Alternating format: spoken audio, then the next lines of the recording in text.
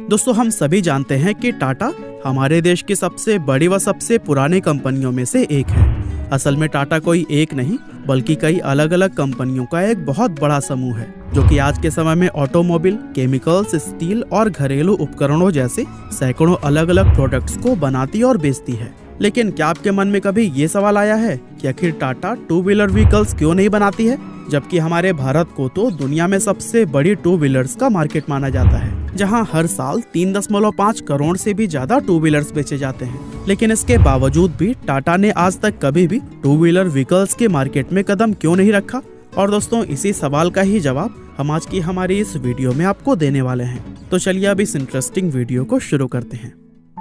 दोस्तों, टाटा ग्रुप की subsidiary Tata Motors एक ऐसी कंपनी है जिसे कि आज के समय में भारत के सबसे बड़े ऑटोमोटिव मैन्युफैक्चरर्स में से एक माना जाता है। और यही वजह है कि लोगों को यह बात इतना ज्यादा हैरान करती है कि इतने बड़े ऑटोमोटिव मैन्युफैक्चरर होने के बावजूद भी टाटा ने टू व्हीलर व्हीकल्स मार्केट के अंदर एंटर करने की कोशिश आखिर क्यों नहीं की। असल में दोस्तों, टाटा के टू व्हीलर्स मार्केट में न उतरने के पीछे दो वजहें मानी जाती हैं, और इन्हीं दोनों रीजंस के बारे में ही आज के इस वीडियो में हम बात करने वाले हैं। तो reason number 1, Tata only focus on safe transportation options. दोस्तों, टाटा द्वारा टू व्हीलर व्हीकल्स को न बनाने का सबसे पहला और सबसे अहम रीजन यह है कि टाटा अपने फायदे से कहीं ज्यादा लोगों की सुरक्षा को इम्पोर्टेंस देता है। अब चूंकि टू व्हीलर एक ऐसा व्हीकल है जिसे इंसानों के लिए सबसे ज्यादा खतरनाक माना जाता है, क्योंकि टू व्हीलर पर सफर करने वाले लोग ही सबसे ज्यादा सड़क दुर्घटनाओं के शिकार होते हैं। इसीलिए टाटा ने आज तक टू व्हीलर मार्केट में कभी भी कदम नहीं रखा है। दरअसल इतिहास भी इस बात का गवाह है कि टाटा ने हमेशा खुद से पहले देश और देश के नागरिकों को रखा है, और यह काम टाटा तब से करते आ रहा है जब 153 साल पहले जमशेदजी टाटा के द्वारा इस कंपनी की नींव रखी गई थी। असल में जमशेदजी टाटा ही वो इंसान थे जिन्होंने भारत को अपना पहला स्टील प्रोडक्शन प्लांट, पहला hydro electric power plant, Taj Mahal palace hotel के रूप में, भारत का पहला 5 स्टार होटल और भारत के टॉप रिसर्च इंस्टीट्यूट्स में शुमार किए जाने वाले इंडियन इंस्टीट्यूट्स ऑफ साइंस को दिया है। और इस बात में भी कोई शक नहीं है कि जमशेदजी टाटा की ये अचीवमेंट्स ही उनकी कंपनी टाटा के भविष्य के लिए काफी ज्यादा महत्वपूर्ण साबित हुई थी। लेकिन असल में उनकी इस अचीवमेंट का महत्व टाटा से कहीं ज्यादा भारत की तरक्की में था,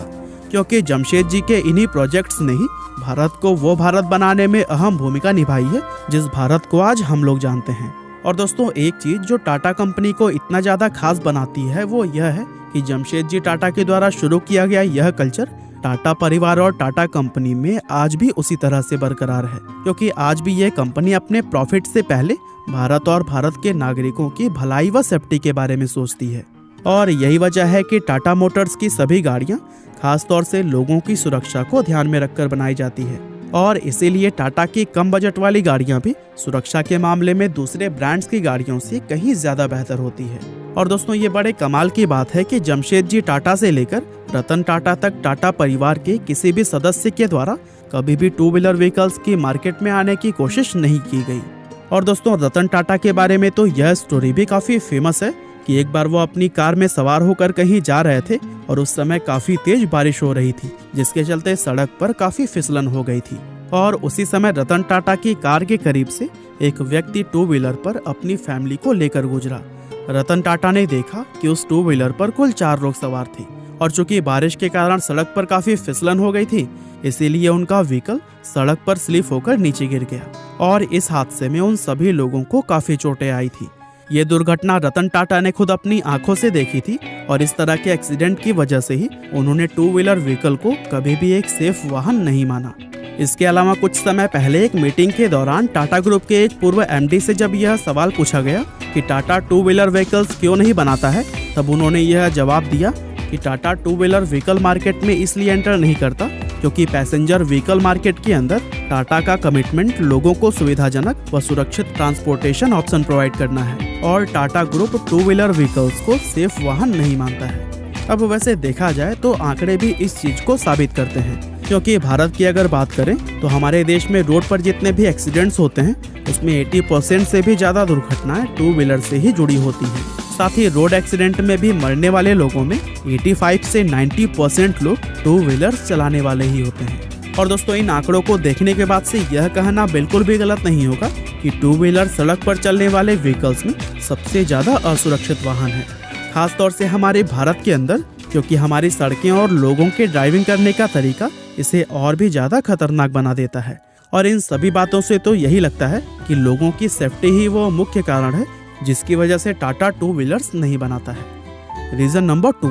फियर ऑफ फेलियर। दोस्तों, फियर ऑफ फेलियर यानी कि असफल होने का डर भी टाटा के टू व्हीलर मार्केट में न उतरने का एक लॉजिकल रीज़न हो सकता है, क्योंकि टाटा आज भले ही कितनी बड़ी व कामयाब कंपनी क्यों ना हो, लेकिन उन्होंने भी कई बार बड़े बड़े फेलियर्स का सामना किया है। खास तौर से नई इंडस्ट्री में उतरते हुए और कुछ नया शुरू करते हुए टाटा ने कई बार असफलता झेली है। उदाहरण के लिए साल 1998 में जब टाटा ने पैसेंजर्स व्हीकल्स की मार्केट में पहली बार कदम रखा था, तो फिर उस समय उन्हें असफलता का सामना करना पड़ा। दरअसल इससे पहले टाटा सिर्फ कॉमर्शियल व्हीकल से बनाया करता था, जिसके चलते पैसेंजर व्हीकल्स मार्केट में उन्हें कोई खास नॉलेज या फिर एक्सपीरियंस नहीं था। टाटा ने इस नई मार्केट में उतरने से पहले इसके बारे में ठीक से रिसर्च नहीं की और अपनी पहली कार टाटा इंडिका मार्केट में लॉन्च कर दी। और दोस्तों, इसका नतीजा यह हुआ कि इस कार के शुरुआती मॉडल बुरी तरह से फेल हो गए और इसकी वजह से टाटा को काफ़ी ज़्यादा नुकसान भी झेलना पड़ा। और दोस्तों, अपने इस फेलियर से टाटा को यह बात अच्छी तरह से समझ में आ गई थी